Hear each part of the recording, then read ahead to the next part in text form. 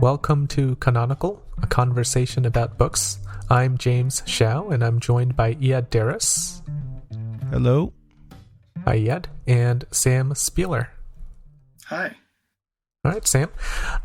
Today, we are wrapping up our contemporary Japanese fiction mini-series. Over the past weeks, we read Sayaka Murata's Convenience Store Woman, Haruki Murakami's Kafka on the Shore, and Yoko Tawada's The Emissary. I'd like to start by revisiting each book individually. It's been quite a few weeks since we read Convenience Store Woman, our first book in this series. So now that we've had more time to digest this book, and now that we've read a few other books from Japanese authors, has your understanding or opinion of Convenience Store Woman changed? Mine hasn't, really. I still think I enjoyed Convenience Store Woman, but I have enjoyed the other books more, I think, in general. Certainly Tawada's The Emissary. Yeah, I think I'm pretty much the same as you, Sam. I did enjoy Convenience Store Woman. I didn't love it, but I enjoyed it. But the other two books that we've read, I really loved. I really enjoyed reading them a lot.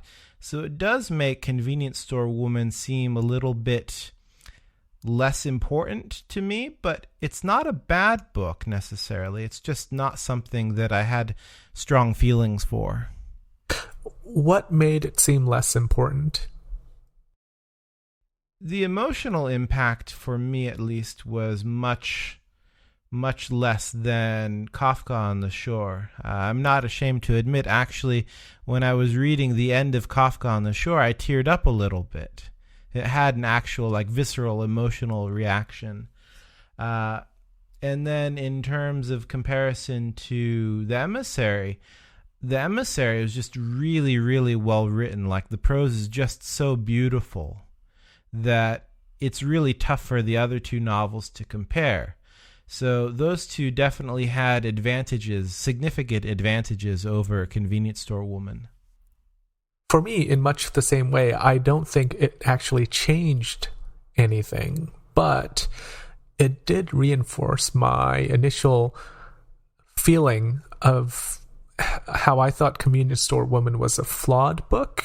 Not very flawed, obviously, because it's still a good read, but how I found the ending to be flawed. Because by comparison, we have something like The Emissary, like you mentioned, Iyad. It's just written so well that by comparison, you can notice the problems that I found in Convenience Store Woman. I just didn't feel that it had the kind of unifying force that I like from a really coherent novel. It just felt a bit incomplete. This is something that we can talk about a bit more later on, but I'm wondering if this comparison that we're making right now is really fair. Not to necessarily say that Convenience Store Woman is a hamburger, but are we comparing two things that are so dissimilar? Is it like comparing a hamburger to a steak? Because there are times when you want one and not the other, and the comparison might be a little bit arbitrary. Are we just comparing them because they're Japanese novelists and for no other reason? I think that's a good point, because I'm mainly looking at it from what I want from a novel.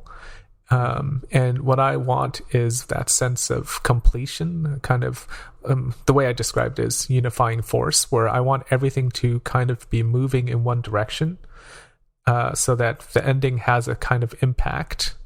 And the ending in Convenience Store Woman did not have that impact for me, but that could be very particular to what I want, certainly. I did get that impact from Convenience Store Woman, but I know what you're saying, and I know what you mean. I think it is comparing a little bit hamburger to a steak, but I think you can still do that on a subjective level. You can still weigh two things and decide that one, at least to you, is better than the other. and that does have some meaning to it. It's hard to say if it's objective or not, but I would say that these books definitely got better as we went along in the series. I would hesitate to recommend Convenience Store Woman to everyone, but even though I don't think The Emissary is for everyone, I would definitely sing its praises to anyone that wanted to listen. Do you think that the Convenience Store Woman is successful for what you imagine Murata meant to do with it? In those terms, is it successful? I thought it was successful, but it sounds like that might not be true for both of you, or at least maybe for you, James. What do you think she meant for it? This is a question for both of you. Like, what do you think, if we can identify an aim? You know, this is always tricky, but if we could identify an aim, what do you think it would be? Like her point of writing the novel in the first place? Yeah, I mean, is that your question yet? Yeah, well, it seems to me that comparing these three novels is perhaps a little bit unfair because they don't seem to have the same purpose or the same reason for existence. Now, I'm not sure if I can really articulate what Murata had in mind when she wrote Convenience Store Woman, but I do feel like it's distinct from Kafka on the Shore and The Emissary. To me, it seems like she wanted to hint at something, but not really explore it. It wanted to be more, I don't know what the word is. She just wants to gesture. It's more of a gestural thing rather than a full exploration. And as a gesture towards these issues of family life and women's roles in professional life, I think it's successful. But because it doesn't go all the way in terms of really exploring these things, it's not at the same level as Kafka on the Shore's exploration of trauma. And if you recall, that's the way I read that novel, as an exploration of trauma. I think that's much more fully realized. Yeah, that's a good way of looking at it, I think. I would agree with that. I like that term, gesture. It definitely doesn't feel as fleshed out as I remember you, James, wanted. You definitely wanted more. Maybe I'm misremembering. But No, I did. I did want more. And I also thought the writing or translation was patchy. Yeah, I have a feeling I have no idea really, but my guess is that it's not the translation, that it might just be her writing.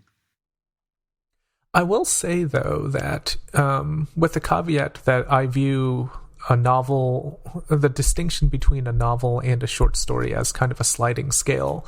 But I think that if I were to evaluate this as a long short story, I mean, a novella, I would not have as many concerns.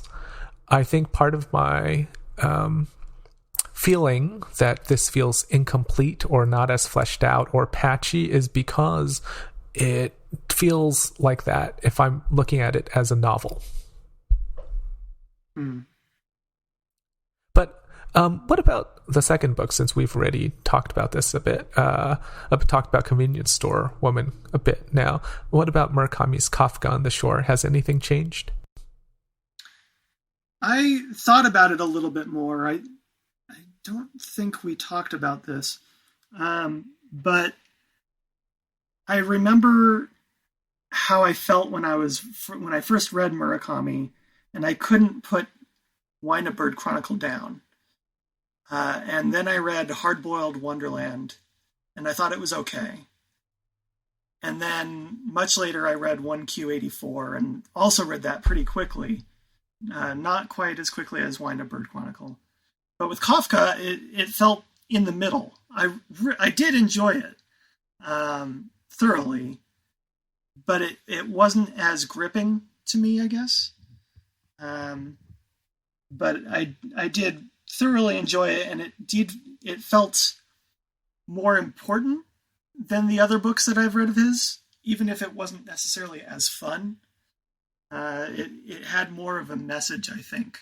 Maybe I just didn't see what the messages were in the other books that I've read of his, but Iad's reading of this as being a story of trauma really resonated with me. For me, it's just made me miss Murakami. As I had mentioned, I had read quite a few of his novels, and then I took a break from him, and this is the first novel of his that I've read in maybe 5 years, and it's like seeing an ex-girlfriend, and you're just like, oh, well, why did we break up? Actually, this is wonderful. I really like reading this novel, and actually, it's made me kind of upset that, our reading schedule is pretty packed doing this podcast. There isn't a lot of free reading time to do other reading. I would like to read more of his more recent works that I haven't read, so it was definitely a good way to get back into his fiction. For me, actually, after reading Tawada, the one thing I wouldn't say realized, but the one thing that I've noticed more is Murakami feels more dated. And I don't know if that's because Tawada and Murata both took on more social issues in a way. Possibly like the nuclear fallout, since it's not explicitly stated, but we're guessing the nuclear fallout. And also Convenience Store Woman is very much a social novel or social critique. Murakami's feels a bit dated in that regard. I don't know exactly why, but it does feel older to me. It was published about 10 years before those two.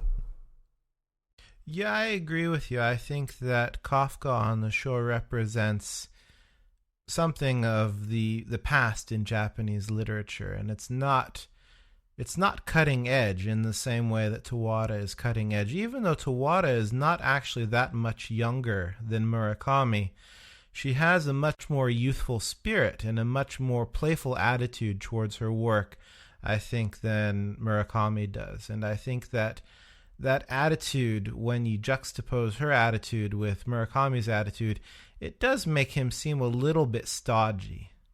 I wonder, and this is something that just occurred to me, I wonder if maybe in the 2010s, people are just filled, or were, since it's not the 2010s anymore, people were filled with more angst.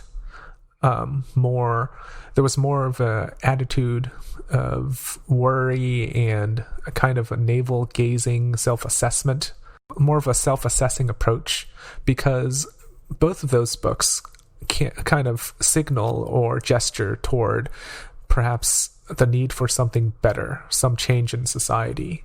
Whereas I wouldn't really say that about Kafka on the Shore. And thinking back to the early 2000s, I don't know if the world had that kind of existential angst or this kind of need for change the way the world kind of feels like it does now.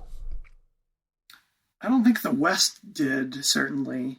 I think there were definitely places in the world where change was necessary, or people felt it was necessary. I think the Middle East has been, going through things for quite some time, and that was not new then, but that also has nothing to do with this book. Whereas, I think I would agree that the last 10 years have seen a lot more turmoil on a global scale. It's hard for me to really measure this because it's not a variable that can be isolated from my own maturation and becoming an older person and having different concerns. The things that I think about and the things that bother me now are things that weren't even on my radar when Kafka on the Shore was published. When I was in college, when Kafka on the Shore was published, I was not thinking about home ownership and having children and, pandemics and terrorism and any of that. Like, my life was much more simple, and because it was simple, I was much more inclined to this kind of navel gazing that you mentioned earlier. Okay, so what about The Emissary? Now that we've had more time to ruminate on it, has any part of your understanding of that book changed, or did you think of something new that you want to talk about?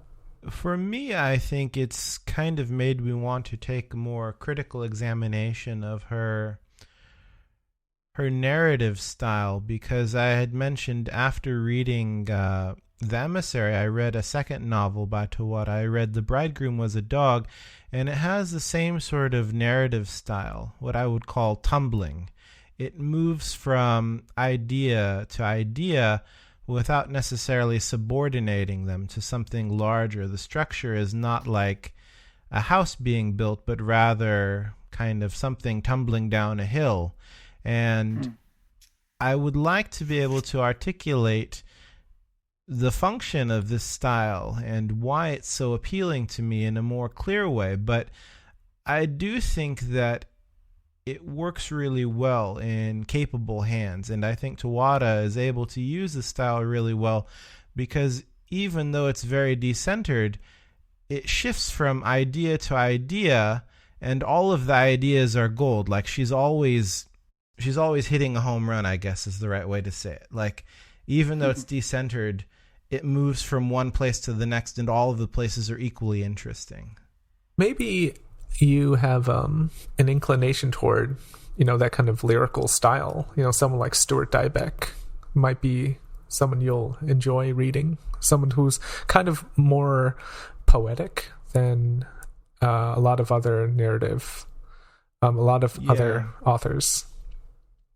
The only thing I would say to that is that the ideas that are inside of that structure have to be of a certain caliber. It's not just moving from one thing to the next, but for each of those things to always be as engaging as the one that came before it. So it's a kind of mixture of the structure and the content.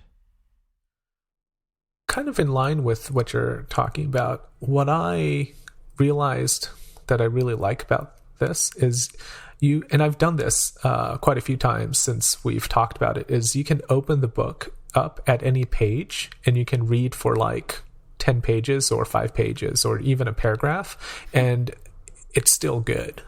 You don't actually need to read it from beginning to end. You can just open any page and there's just wonderful prose. The plot, you kind of know what the plot is, so it doesn't really matter that much. It's so basic that it's not a real concern. It's nice. It's very comforting. This brings to mind a sort of challenge that maybe I could pose to you two and to our listeners. If you enjoy this style, try to pick up one of Tawada's novels that you haven't actually read and do the same sort of test. Open it into the middle of the book and just see if you enjoy reading it without knowing the beginning or the end. I don't remember the specifics, but I believe there is some book out there where the person wrote it with a test like that in mind, that it was written in sections in such a way that it could, if you broke the sections apart and restructured them, it could work in any format. Like, let's say there were 49 parts. If you took all those 49 pieces and threw them on the floor and then shuffled them and put them back together, I think theoretically it was supposed to work in no matter what order. But I don't remember what that is. Yeah, I think the novel that you're talking about is called Hopscotch by Julio Cortázar. Yes, the name sounds familiar. Yeah, that one has a beginning and an end, but the middle sections, I believe, you can do what you said. You can kind of move through them and move backwards and forward and side to side, and it has the through line that works. It's similar to what I'm talking about, but here I'm just talking about, rather than kind of moving erratically and in a non-linear fashion, but just to go into the middle and start and stop in the middle and see if starting and stopping in the middle is also enjoyable. So I guess we can talk about commonalities now between these novels. Were there any common themes or similarities that you found interesting?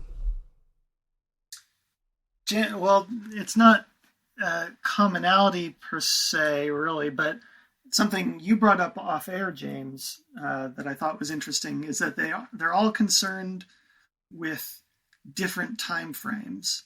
Kafka on the Shore is looking backwards, kind of stuck in the past. Convenience Store Woman is very contemporary. Right. And the Emissary is far in the future. It did make for an interesting segue from one to the other. I just thought it was interesting how all three, either through explicit reference, like in Kafka on the Shore, or through, if we read about the author's background, they all kind of talk about Kafka, the writer, and they all have at times kind of absurd imagery or absurd situations, and it made me wonder if this is something that is common in Japan, like if Kafka is just a huge influence in Japan. I don't know. I mean, we certainly look at Kafka as kind of a seminal figure in absurdism, and like you said, he's a prominent figure in Kafka on the Shore. I don't know. These all definitely had elements of absurdism, but I hesitate to give all that credit to Kafka. Mm-hmm. I haven't read that many Japanese writers, but I just wonder if there are writers who are just realist writers. Because my sample is so small, the only writers I've read are kind of absurdist Japanese writers. It kind of gives me an outsized sample. So I'm wondering if there are realist writers like Jane Smiley or even someone like Raymond Carver, but maybe not as minimalist, or Richard Bausch, like just someone who takes everyday people and puts them in non-absurd situations.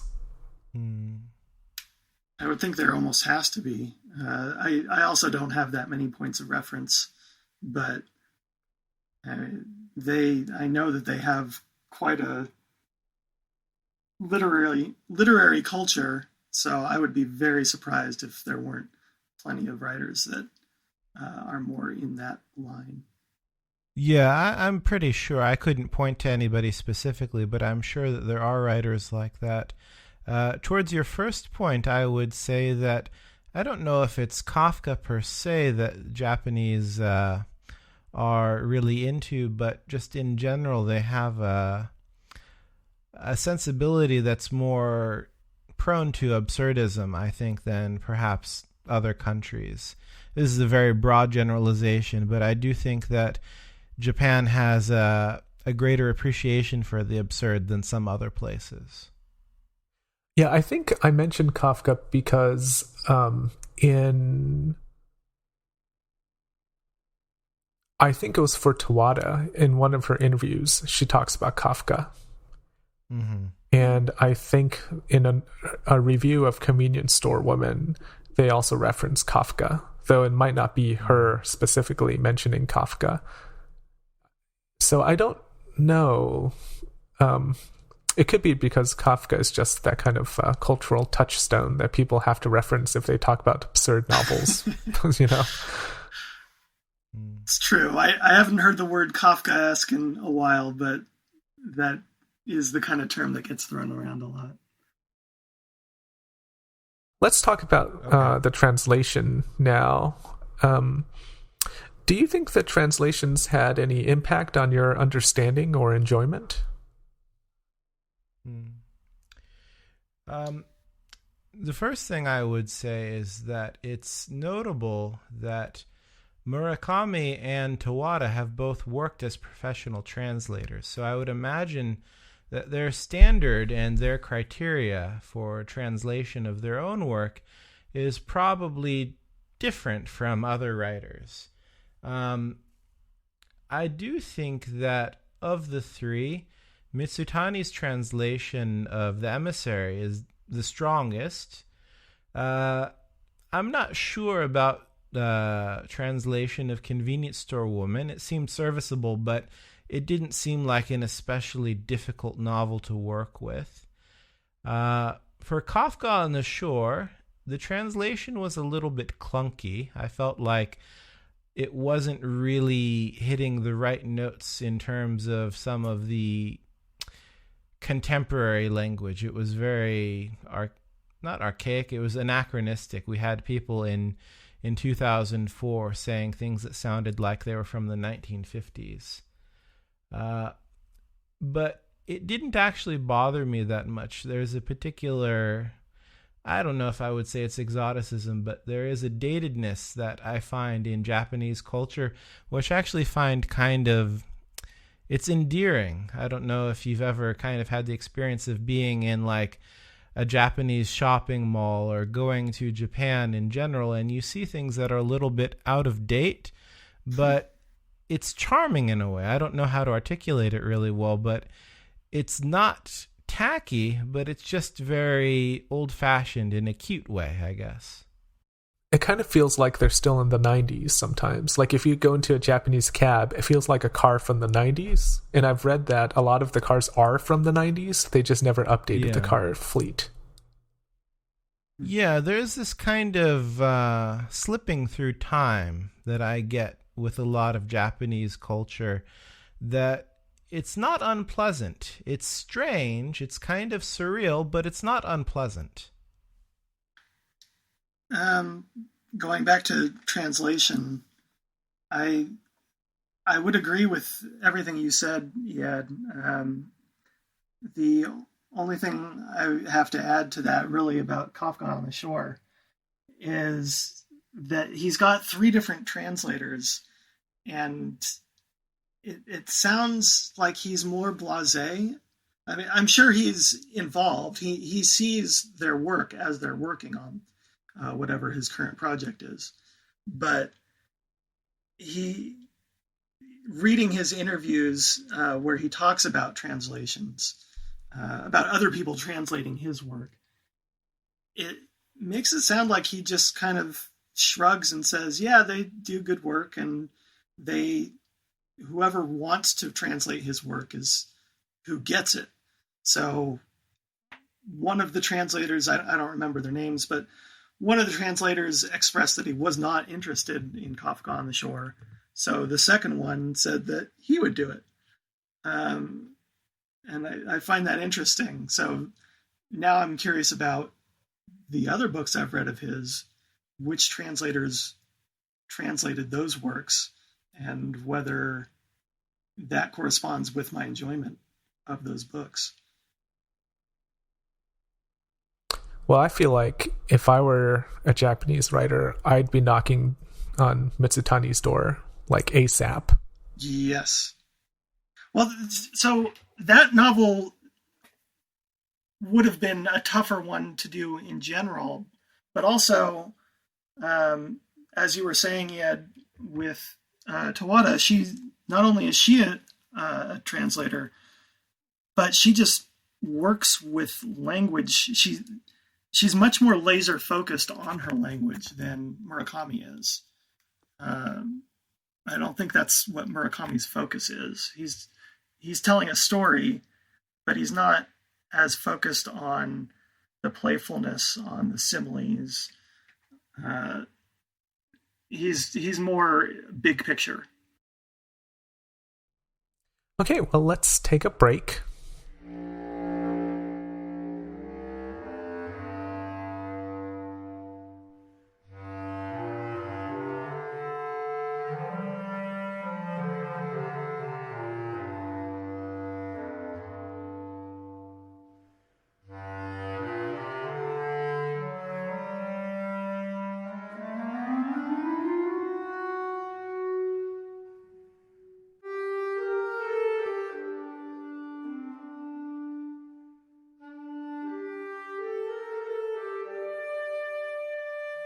Welcome back.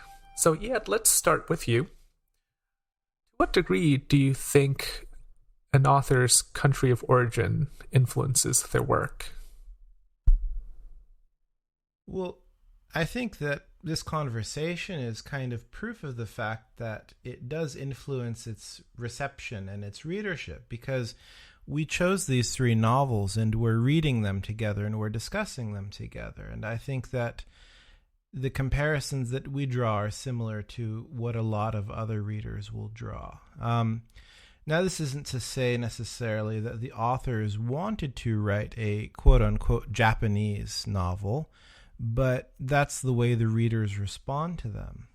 With that in mind, what do you think of these three is the most Japanese work of fiction, in whatever sense you would take that to mean? That's tough for me because I'm not Japanese, and I know that's why you're asking, because we're not Japanese, which makes it interesting. But I always feel hesitant to define another culture. So the obvious answer would be Kafka on the Shore. You felt that Kafka on the Shore was the most quote-unquote Japanese? Yes. I mean, a bit tongue-in-cheek. I don't think there is an obvious answer. But to me, Kafka on the Shore felt more Japanese. I felt convenience store woman. No, maybe one deals more. I think Kafka on the Shore deals more directly with Japan, whereas convenience store woman just deals with otherness. It's not Japanese in the same sense. It's close between those two. I would say it's those two feel more Japanese than Tawada's novel. Agreed. Yeah, I think all three of them have elements that point back to the origin of their authors. But I think that of the three, I would say that I think that Tawada's is the most Japanese, only in the sense that its themes directly relate to something very contemporary in terms of the Fukushima nuclear reactor disaster, but also something very historical in terms of the isolationist policies during the Edo period. I think that the other two novels interact with Japanese culture and Japanese history in a more limited way. I think the reason why I said Kafka on the Shore is, once again, stemming from my limited knowledge of Japan. My limited knowledge of Japan is mainly through anime, and Kafka on the Shore feels most like an anime in the use of like spirits, magical realism. It just has that kind of tenor, and this is unfair because, once again, I am not Japanese and I haven't spent a lot of time in Japan, so it is very much an outsider looking at the country and looking at what the country has produced culturally, and me saying, that feels like all this other stuff. Yeah, I would agree with you. I think that it's fair to be mindful of the fact that because we're outsiders, there is a certain unfairness for us to evaluate this particular aspect of the work. But I would also say that we can set fairness aside, because whether or not it's fair to do this, readers actively do this. And I think that if we want to understand fiction, it's worthwhile to understand the way fiction exists in society and not just the way that we think fiction should exist in society. So I think that there are a lot of people who would make a decision about this question and they wouldn't really care so much about whether it was fair or not. The reason why this is interesting to me is because the idea of a national literature is interesting to me, especially when we talk about Murakami, because he is really famous. Like, worldwide, I would say he is one of the most famous novelists working. And he's probably even more famous outside of Japan than he is in his home country. To that end, a complaint among some of his Japanese readers is that his work isn't Japanese enough. It's too global, perhaps too cosmopolitan. I'm also sensitive to what I would call an aesthetic argument that some people might make in response to that criticism. And that argument is that writers are artists, and artists don't need to be bound by social concerns. They have other concerns that are more important to them. But I'm also swayed by what I'd call a social argument. And the social argument that I see is that one of the major reasons why literature is so valuable to us is that it can engage with social concerns in a way that nothing else can. So when writers, especially very famous writers like Murakami, forego the opportunity to tackle national concerns in some way, it feels like some of their potential has been wasted. Between these two arguments, do you tend to agree with the aesthetic argument or the social argument more?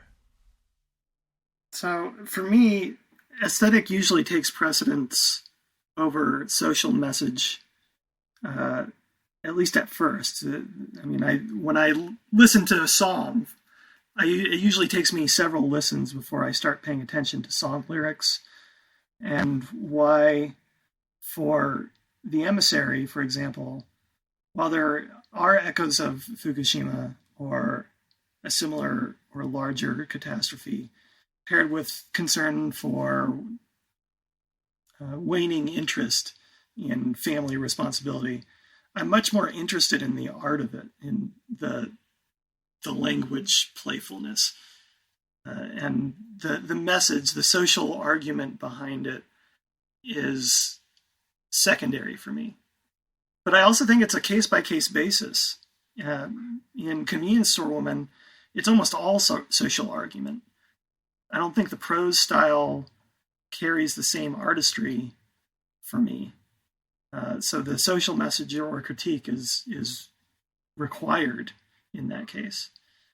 But then Murakami, I think he's kind of towing the line on some social concern in Kafka, but I also don't think it was clear enough to be successful in that regard.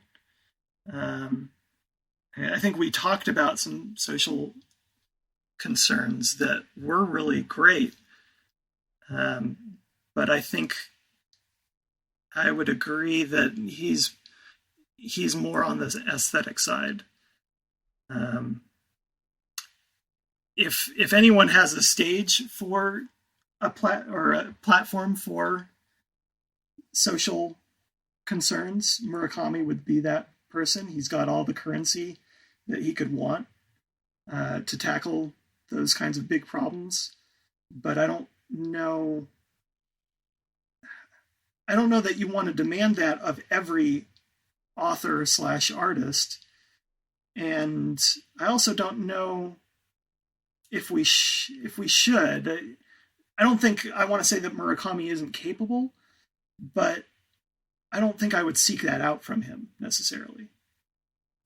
For example, I don't really trust his treatment of women in his fiction for him to say anything of too much substance in that regard. I wouldn't dismiss an attempt out of hand, but I also wouldn't ask it of him. Oh, James, what do you think about this? I feel very similarly to Sam in that, and I think a lot of people who come from a creative writing background are more partial to the aesthetic argument, partly because it's such a focus of discussion. When you're learning how to write, you're learning how to write well. You're not necessarily learning how to write, propaganda. And this propaganda is obviously very negative, but it's this idea that you may not necessarily want to take on these social ideas, because if you're not writing well, no one will care about your social ideas. And for me personally, I think that I enjoy reading books that focus more on aesthetics than on making a social argument. I think part of the reason why is because when a book does focus on making a social argument, they focus on that more than telling a compelling story at times. And that's not why I read a novel. And I think that even though you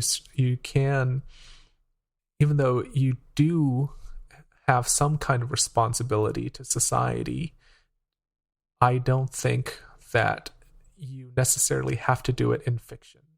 Like, Murakami doesn't have to be an activist in his fiction. He can be an activist in his personal life. So even though fiction does occupy a kind of unique space, I don't necessarily think that we should demand that from writers. I think that I agree with you when you're talking about activism, but I think what I would disagree is that when I speak of maybe embodying a national spirit or addressing national concerns, it's not necessarily activism that I'm talking about, but rather it's a form of presentation that we might say is typical of a certain nation or typical of a certain culture. And I think that that kind of presentation, if done carefully, can be very important for especially smaller cultures and smaller countries. I think that this is something that Americans don't really think about too much, because America is such a large and powerful country that if we don't raise our voice to bring American concerns and American ideas to the table, somebody else is going to do it. And I think in terms of Japan, with these three novels, I think that the world already has a very strong affinity for Japan, generally speaking, even though a lot of their Asian neighbors don't really appreciate them very much for their historical reasons. I think that contemporary Japan is very, very powerful in terms of their culture. But the thing that comes to mind here would obviously be China. Now, I've been living in China for some time, and I've become familiar with the way that it's presented in media and in culture. And I feel like if there were a writer out there who was presenting China in a more nuanced, more humane way, rather than an activist way or a propagandistic way, I think it would do a lot for China, which it desperately needs at this point, because it needs to have some form of art or some form of culture to present the Chinese human subject to the world and let the rest of the world understand that China isn't a monolith and that there are people who have the same concerns and even their own particular concerns in this country that are worth paying attention to. So that's my angle on it, rather than propaganda or activism. So do you then tend to agree more with either argument? What I would say is that the aesthetic argument to me comes first, but I'm of the mindset that I want both. I want the aesthetic argument to come first because I want a work to be engaging in the sense that it's a pleasure to read, in the same way that Tawada's work is a pleasure to read. But I do think that the significance of a work only grows when it can engage with things in a societal level or a national level. And it doesn't have to be like telling people how to vote or telling people what's wrong with society, but presenting characters, especially to the global audience and the global reader, that are human and flawed and nuanced. And I think that that can really help a smaller country, or a country that doesn't have a great image like China, to really connect with other people.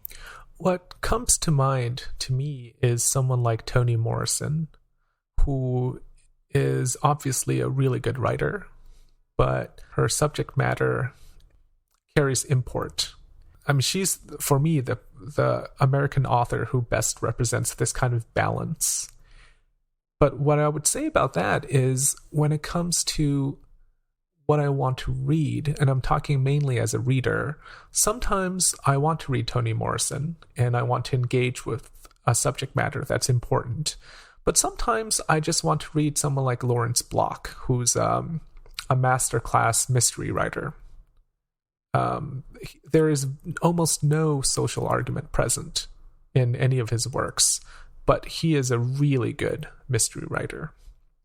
So in that regard, there's a place for both, but I don't think you can have a piece of fiction that is primarily social argument bound, but almost no aesthetic concern or almost no thought given to the aesthetics. Does that make sense? Like, you have to have aesthetics. And then with that, if you have some kind of social argument present, then it elevates your work into the quote-unquote importance of being discussed by students or by critics. Like, that's something that happens second. So because of that, maybe it's not less important, but you have to have the aesthetics present in order for it to even exist in a way.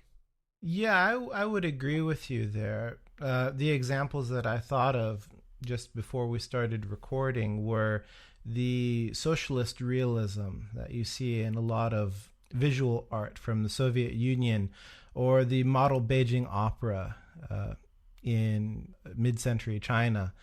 I think that those works of art were very, very lacking in the aesthetic and very, very full of the idea that they should instill good values into their audience. And they failed ultimately. And I think the reason why I'm so confident they failed is that they were designed kind of by committee rather than being created by artists. And I would say that the potential of art is really great, but thankfully only artists really know how to use it. So in that sense, its power will never fall into the wrong hands.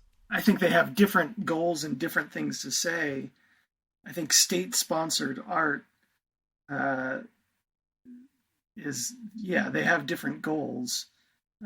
So socialist realism is never going to hit those same beautiful notes that someone in Soviet Russia that is not interested in what the state has to say and is more interested in their own art.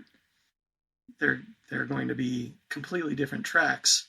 This may be going off on a tangent, but what do you think about something like Rosie the Riveter? Because now, people do study it in culture.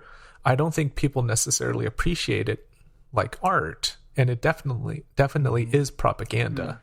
I think it has historical significance and social significance, and I think that it's worth looking at for those reasons, but it doesn't have aesthetic significance if we're dividing these things as we have been. I think it's just a very, very simple kind of one-note sort of presentation. You have a powerful woman. She's working when her country needs her to work. And because it's so one-note and you don't need to engage with it more to get more out of it, it doesn't really have the same weight as other works of art do. Do you think that there are different rules that apply when it comes to visual art? Because, and this is my point of view, of course, when it comes to fiction or written works of art, there is kind of a need for it to entertain, because you're asking the reader to follow you for possibly 300 pages. So you have to keep them engaged. But with visual art, like a painting or, a sculpture, it's immediate. So you capture their attention immediately, and you only need to hold it for a short time comparatively. So do you think, like with visual art, you can just focus on the social argument? Yes, but I think you still have art that follows different rules for different purposes in the same way. Rosie the Riveter no one's going to compare that to the Last Supper or the Sistine Chapel. Those have very different aims, or those things have very different aims in turn from, say, Jackson Pollock. Here we have state, we have religion, and we have something that's neither. It really depends on the work of art. We're discussing Rosie the Riveter now, but it's not going to be discussed in the same circles, in the same ways, under the same lens that that Gauguin will be discussed. Well, I guess I'm talking about acceptability, because I'm sure you guys have experienced this, where you walk into an art museum and there's a video documentary playing, and it's highlighting some kind of atrocity. Or, I just remember off the top of my head, when I was in Japan, there was a video of someone cutting up a live fish for sushi. And I watched another video of someone catching crabs, I think, or eels. And it was well edited, but the point is it's supposed to get you to think about consumption. So there's an obvious social argument there. I don't know how much of an aesthetic argument there is, because I'm not very well versed in critiquing film, but it's so overwhelming. Like, this is why it exists. It wants you to think about X. You don't think film has the same divide between social argument and aesthetic argument? No, I'm talking about acceptability. I think that you can create something that's explicitly a social argument and it'll be accepted in a museum. I think if you create something that's explicitly propaganda, I don't think it'll automatically be given an award. I agree with you. I think that the reason for that is that the text space is much bigger than the visual space. So in the text space, you have the fiction space inside of it, but you also have the mass media space. You have space for pamphlets and websites and all sorts of things like that. Whereas the space for independent creators to get their stuff shown in theaters or on a major television network is much smaller. So they are kind of forced alongside people who have more aesthetic concerns when they make video works into art galleries. I think that's changing a little bit with the internet, with YouTube, but I agree. That's relatively new, and the text space has been broad for a lot longer. Also, if you make an activist piece or a very socially minded piece, you know, or you can guess what sort of audience you're going to connect with if you have it in an art gallery. So you have a much greater degree of focus in terms of your audience, because anybody really can look at YouTube, and lots of different people use YouTube, but much fewer people are going to art galleries and actually paying attention to the video art. Let's pivot now. I still want to talk about country of origin, but how fair do you think it is to look for culturally representative authors in a global society? All three of our authors this time have their own weight in Japan. Obviously, Murakami having the most. He's famous and generally well regarded, even at the international level. But how fitting is it to look at a particular writer as a speaker for a country or a cultural literary ambassador? Fair, I think, is a difficult thing to deal with here, because whether or not it's fair, I think that it's just kind of an unavoidable part of human thinking to group things together according to a certain characteristic. Whether or not that grouping is actually fair, if we only know a few things about a particular set of items, if they share one thing in common, that's how we're going to group them. So if we say, well, these three authors are all Japanese and Murakami is really famous, therefore Murakami must be a representative of his country, it's not fair in the sense that Murakami didn't sign up for the job, but it's always going to happen. So rather than worrying so much about whether or not it's fair, I think we might be better off worrying about how we can keep in mind that this is what we're doing and kind of maybe keep it in check more than stopping it. What about you, James? Right, because no one person can be a representative of his entire country, right? Right, yeah. Yeah, it's impossible. Well, that was part of my question. Well, and also, I think we have this kind of, quote, cultural ambassador because we don't have enough time in our lives to read multiple authors from a single country, you know? I mean, unless we do this for a living, like we are now, reading multiple books in order to discuss it, unless we have that kind of fixed aim, the average reader won't have that much time. Maybe in a year, you might be able to read one or two books from a writer of a certain country or a certain demographic. So it just naturally ends up getting winnowed down to a person. How do you feel then about people looking for the next Murakami? Do you think that elevates the possible contenders, or does that relegate them to an other? I think it's tacky. Yeah, it's unfair. This is unfair. I feel strongly about that. So one of the reasons why I bring this up is earlier I mentioned how when I first read Murakami, the Wine and Bird Chronicle, I couldn't put it down. You know, I've had different feelings with his other novels, but I bring that up as a mile marker for the other two books that we are discussing today. I liked Convenience Store Woman and would be open to reading more of her work, even if I wasn't as into it as I wanted to be.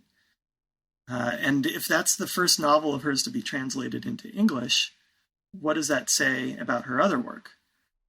But then on the other hand, as we talked about last episode, it was hard to put The Emissary down, and I'll certainly be looking out for Tawada. But I also don't know that I would say, well, I like this, therefore I should be more interested in other Japanese works, if that makes sense. Like, I think it should open the door for more readership, but especially in light of Iad's question before, ultimately, authors should be taken individually on their own merits, right? Not through country of origin. I mean, I guess it depends on what you mean by the next Murakami, because if you mean the next great Japanese writer, I don't know if that's necessarily a problem, because, like I mentioned earlier, I don't think we have enough time to read like 5 up-and-coming Japanese writers. So just the way it works, like we unfortunately won't have that much exposure. So someone eventually will become the most famous Japanese writer. It just happens that way. I get the sense, though, that is a uniquely American problem. That I think we're famously bad at importing culture. We're much more interested in exporting it out of the U.S. So I think having a new Murakami, I agree, a new Murakami, quote unquote, isn't really a problem. If it brings more opportunities for good prose to be translated into English, I'm all for that. But I think that's interesting that you look at it as a time aspect, whereas I just see it as a lack of opportunity because of the way the U.S. imports culture or doesn't. What do you think, Iad? Well, I think that there are certain positions that people will choose for themselves and certain positions that I think nobody would choose. I think that very few people would be willing to choose to be a representative of their culture or their nation. But I do think that there are some. In contrast, I don't think anybody would be willing to choose himself or to choose herself and say, I am the next Murakami. I think that's sort of an impossibility. Human beings just don't work that way. And because human beings don't work that way, I would say that it's much more unfair to say somebody is the next Murakami or the next whoever, because you're reducing a person who's got so much complexity into just one aspect of them. You're just saying, well, Murakami is Japanese and you're also Japanese. Therefore, if you're going to be the next anything, it's the next Murakami. And I think this kind of points back to what I was asking earlier about comparison. Yeah, somebody might also be Japanese, but their work and their goals might be completely different from what Murakami wanted to do. So to act as if this person is following in Murakami's footsteps, or to act as if they're really comparable in any way besides just being Japanese, I think is kind of foolish. It's a lazy shorthand. It's usually used by journalists that they're not asking important questions. So it's the same sort of people that are looking for the next Bob Dylan. I can rattle off half a dozen singer-songwriters from the past 50, 60 years that people have compared to Bob Dylan, regardless of whether there was any reason for that. Yeah, nobody wants to be the next anything. Everybody wants to be themselves.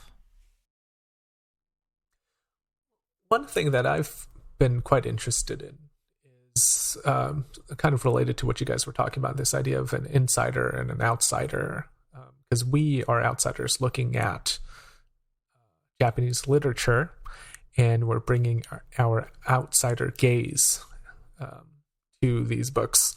So I've been thinking about this idea of the exotic, and of course this is particularly important, I think, or relevant, because when it comes to Asian culture, I think Asian culture is often exoticized. We have this idea of Orientalism as well by Said, which is this idea that, the Western gaze, when it looks at the Orient, is one of power, possibly looking down. So think about this idea of exoticism in literature. You might be able to define it as the charm or fascination with the unfamiliar, and how that might be problematic, because historically, like I said, it's been a byproduct, maybe an accelerant of colonialism. But nowadays, we're so globalized, it's harder to find something, let's say, truly exotic or unfamiliar. And many of our contemporary cultural products often have a veneer of exoticism to drive consumption, like, for example, Kung Fu Panda and Mulan, two Disney films. So with the ease with which we have access to information and media now, is it possible, do you think, for modern literature to be exotic or unfamiliar? I would say that writing that aims in any way to be literary will be very sensitive towards this issue, just because it is something that is on a lot of people's minds these days. It relates very heavily to the idea of cultural appropriation and using somebody else's culture as just a prop or kind of a mere signifier of something other and something exotic. So I think that even the crudest writer who has literary ambition will probably not be aiming towards writing something exotic. I think it also depends on the intent. quite a bit. So, in the examples you just gave, the two cartoons, Kung Fu Panda and Mulan, I would say Mulan exoticizes China a lot less than Kung Fu Panda does. They both do. But I think Mulan is trying to tell a story, a historical story at its heart, even if it is still a Disney princess story with a dragon and things like that. It's not trying to be as silly as Kung Fu Panda is. It's not relegating a culture to a martial art and making it fun and bouncy. I mean, for me, the issue with those two films is it's made by an American company, presumably with white producers. Sure. I don't know for sure, but if they are white producers, I mean, that's cultural appropriation, isn't it? It doesn't matter how good the film is; it's still cultural appropriation. Right, that's true. If we set aside this idea of whether it's good or bad, I mean, it's obviously very loaded. Sure. This idea of exotic literature or exotic art. In the past, with colonialism, with kind of the age of sail, you could have exotic media because there was this information gap. But nowadays, I mean, do you think it's even possible to have something exotic that's not, let's say, speculative fiction? I think it depends largely on the beholder. So, like, I wouldn't call any of the three books we just read exotic. I think Convenience Store Woman felt the most quote-unquote exotic only because, as I said earlier, it felt the most Japanese to me. But I wouldn't call it exotic. I do think it is possible, but it depends a little bit on the treatment, on the writer, but largely on the beholder. If you go into it with the idea that, what are these kooky Japanese people doing now, then it's probably going to be more exotic to you. But if you just look at it as another piece of fiction on a global stage, you're giving it a fair treatment. You're not giving it an otherness that it doesn't need to have. Yeah, Sam, I absolutely agree with you here. I think that if we want to be a little bit more mathematical about it, we could say that exoticism varies in inverse proportion to familiarity. And I think globally, a lot of people are very familiar with Japan. So the potential for Japan to be exotic is quite limited at this point. But if we imagine a different group of novelists, let's say Indonesian novelists, I think that the potential is still there because very few people globally are familiar with Indonesia and Indonesian culture. So I think, well, a lot of people might say, we're globalized now and we know about these countries. We just know their names and maybe one or two things about their history. But honestly, I think if we say that it's impossible to exoticize the other, we're greatly overestimating our intelligence. In the early 20th century, French critic and also, I believe, writer, poet, Victor, I think it's pronounced Victor Segalin, he argued that exoticism could promote diversity. Specifically, he says exoticism's power is nothing other than the ability to conceive otherwise. So that sounds like what you're saying, yet that exotic literature can kind of add some diversity to our culture, I guess. Do you think that's true? Like, do you think that we should have more, quote, exotic literature? No, I think just to maybe clarify a bit, what I was saying earlier is not necessarily to say that exoticism is good, but rather to say that globalism hasn't eradicated the potential for exoticism in our lives, because there is still so much of the world that individuals don't know about. In terms of what he says about exoticism's power to be the ability to conceive otherwise, I don't agree with that. I think that speculative fiction does that very well without exoticizing the other. I think that, to me, exoticism is the presentation of the actual in a charmingly different way. Kind of the caricature of Chinese culture that you see in something like Kung Fu Panda. It's different from Western culture, but in an appealing way. And I think that speculative fiction can present something that is different from our own lives, but it's not charmingly presenting that difference. It's showing it in a more neutral or sometimes even a very negative presentation. Yeah, James, you brought up Said. I think, while I don't know much about Segalin, I would guess that Said would have some very harsh words for him. Those 2 points of view seem at odds with each other. Segalin's view seems naive, maybe, or at least a little too optimistic. I think yes and no. Yeah, I mean, I think what Segalin thinks is that we should have more literature written by other people, non-white people, more representation. Whereas I think Said is mainly critiquing how, I mean, distilling it, but he's critiquing how these these Easterners, the Orientals, are presented in Western literature.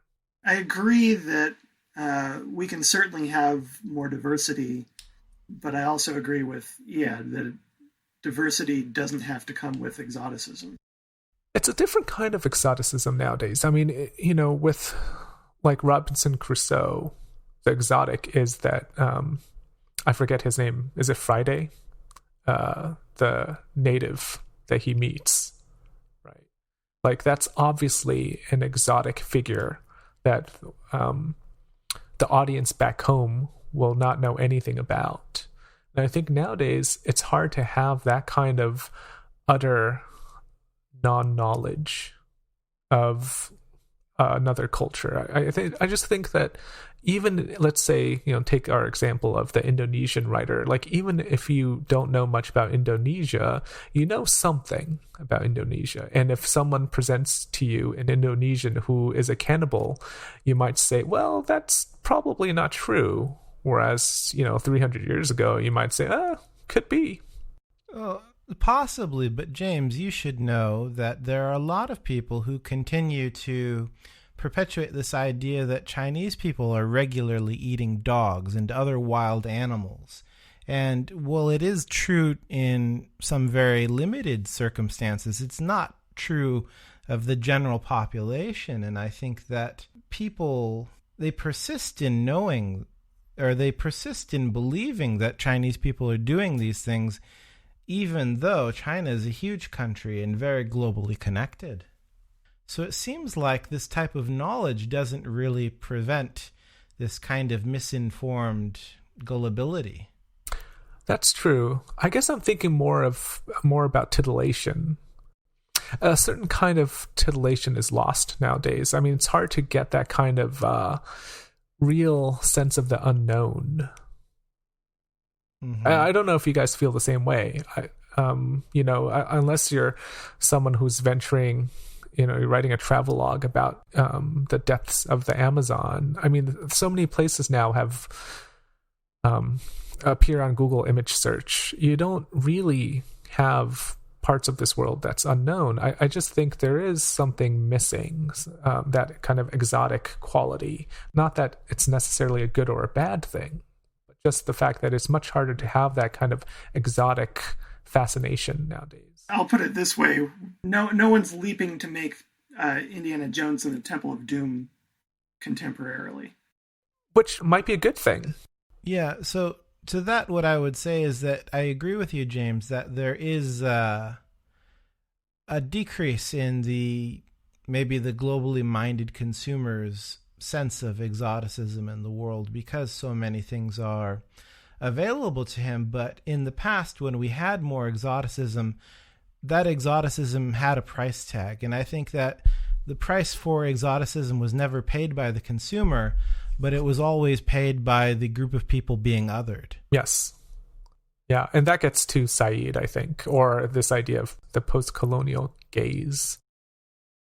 Did you find any part of these three novels to be exotic?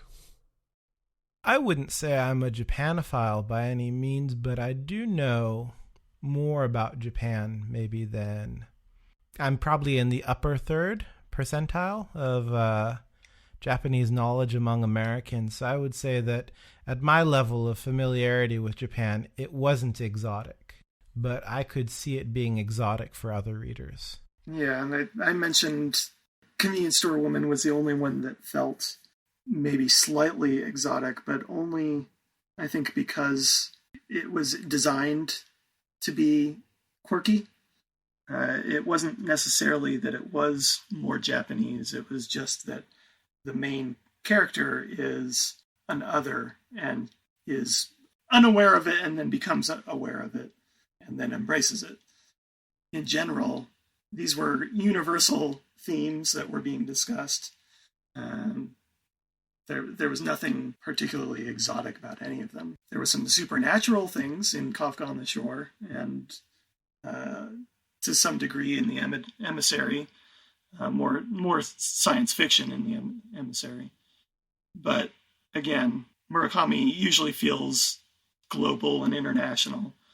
And strangely enough, the Emissary felt very familiar for me.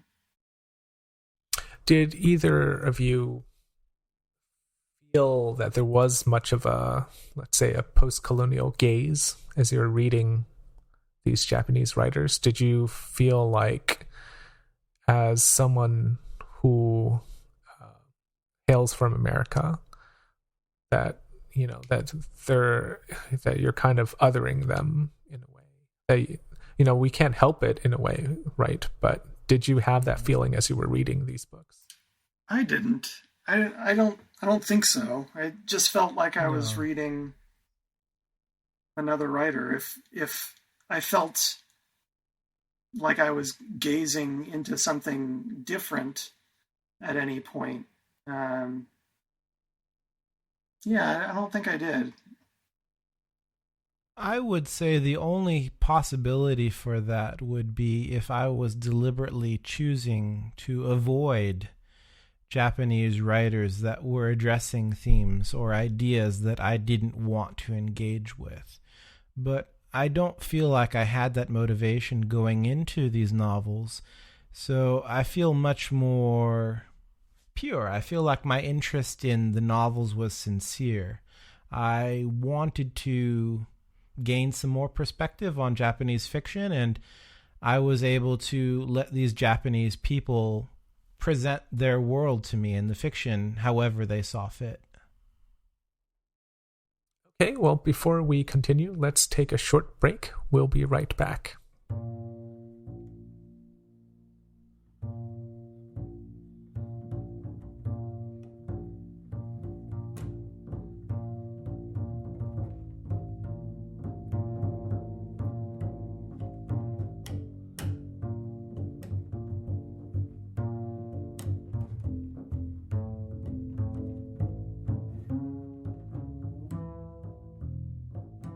Welcome back.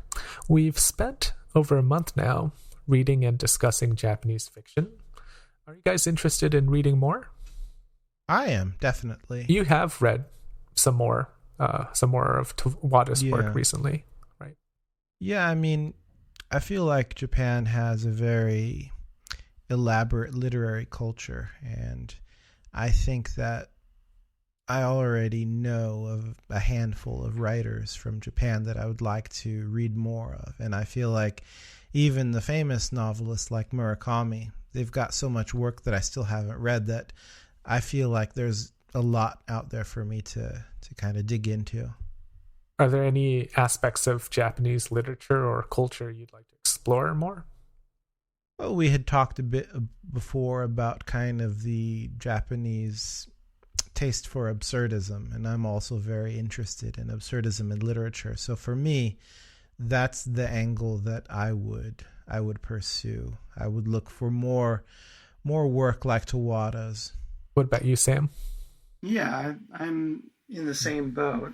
I definitely want to read more Tawada, especially. I've also had a book or two of Kobo Abe somewhere on my bookshelf for some years and just haven't gotten to them yet. But yeah, there's definitely a lot of writing coming out of Japan that I would like to make some time for. Let's talk now about future plans a bit. So our next series will be on pandemic literature. What are you guys looking forward to with this series? I think it's interesting to me just because it's so topical. It's going to remove a layer of distance that I usually have from fiction. I'm very empathetic generally, but it'll be good to read something that's dealing with issues that I'm dealing with myself right now at the very moment that I'm reading. I feel the same way, though what I'm curious about is the treatment of pandemics, the treatment of illness on a global scale. We usually look at them as world-ending in fiction, and I'm curious to see how they're treated in these works, because coming from within coronavirus right now in COVID-19, it's certainly a catastrophe. It's certainly awful, but it doesn't feel world-ending. It feels immediate. It feels urgent. Yeah, that's interesting, because I think a lot of times when you have pandemics in literature and sci-fi, it's a shortcut to a cataclysm. They want to tell the story of a post-apocalyptic world, and it's kind of like they shoehorn in a reason why it became that way, and it's like, oh, well, here's a pandemic, that's what happened. Obviously, we're living in it right now, so we are not hoping for that kind of post-apocalyptic world. So it's like we're very much in the process of this shortcut, I'm looking forward to it just because I do like post-apocalyptic fiction. So, yeah, and if, strangely enough, we didn't plan this, but Tawada is a nice transition to pandemic literature. True. Do you think it's possible that you're going to be perhaps uncomfortable when you're reading these novels? They might hit a bit too close to home. Yeah, I think so. I don't know what you guys think, because once again, because so many of these books are just shortcuts to the post-apocalyptic world that writers want to explore, I don't know if they'll actually touch on the real fears that we have now that we're living in the pandemic. The fear that you might get it and give it to a grandparent. That's a different kind of fiction. It makes me think about how all of the books we've chosen, and we'll, I'm sure, get to this more. These are all Western writers, I think, that we've chosen. I wonder if there is some worthwhile fiction coming out from, say, the SARS pandemic. I have a feeling that these will be very different from, say, Camus' The Plague, which was metaphorical, but it was also dealing with the bubonic plague in a more realistic sense. So while lots of people were dying, it was definitely understood that not everyone was going to. Okay. So that concludes our series discussion. Thank you for listening. If you have feedback for us, you can find us at Canonical Pod on Twitter. We'd love to hear from you. If you'd like to leave us a review on your podcast player of choice, whether that's Apple Podcasts or Spotify or whatever you use to listen to podcasts, we very much appreciate it. It'll help other listeners like you help find our podcast. We'll be back in 2 weeks with a discussion on Pale Horse, Pale Rider by Catherine Ann Porter. It's the first book in our mini-series on pandemic literature. So if you're interested in following our discussion, please do read along. You can find our affiliate link below. Till then, happy reading, and we'll talk to you soon.